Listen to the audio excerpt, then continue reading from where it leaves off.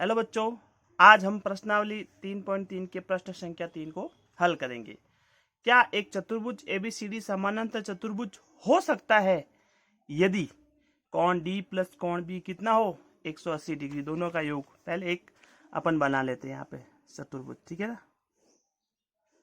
ये मान लीजिए एक चतुर्भुज है ए बी सी और डी।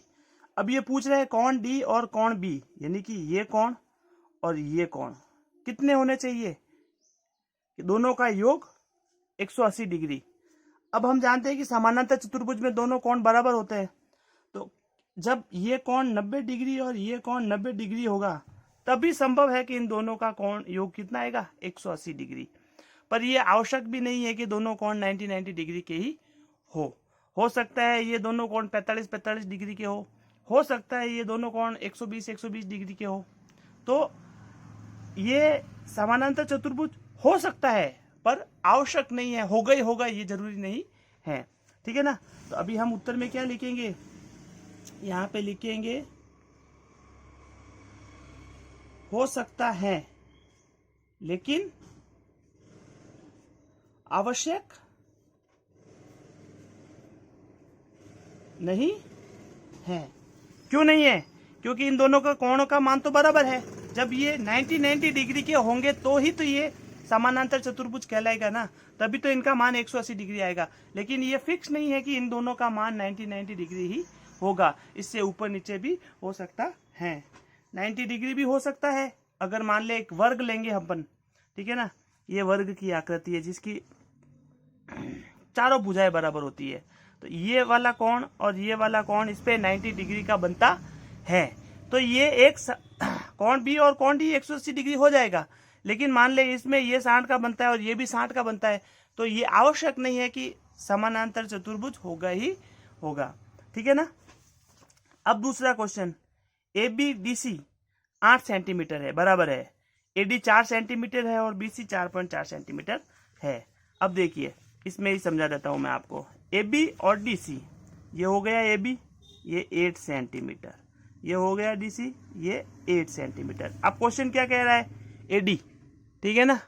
एडी है 4 सेंटीमीटर, ये है एडी, ये है 4 सेंटीमीटर और बीसी कितना है 4.4 सेंटीमीटर। अब समानांतर चतुर्भुज हम किसे कहते हैं, जिसके दोनों युग्म यानी कि ये पेयर और ये पेयर, ये पेयर और ये पेयर आपस में क्या हो, बराबर हो, ठीक है ना। मतलब ये भुजा और ये भुजा बराबर होगी और ये भुजा और ये भुजा बराबर होगी। लेकिन ये दो भुजाएं तो बराबर है, ये दो भुजाएं बराबर नहीं है, तो अपन आंसर क्या लिखेंगे, नहीं। क्यों नहीं है? क्योंकि बताया मैंने आपको ये दोनों इक्वल नहीं है। क्योंकि यहां पे लिखेंगे आगे, क्योंकि ये AD is not equal BC, ठीक है ना।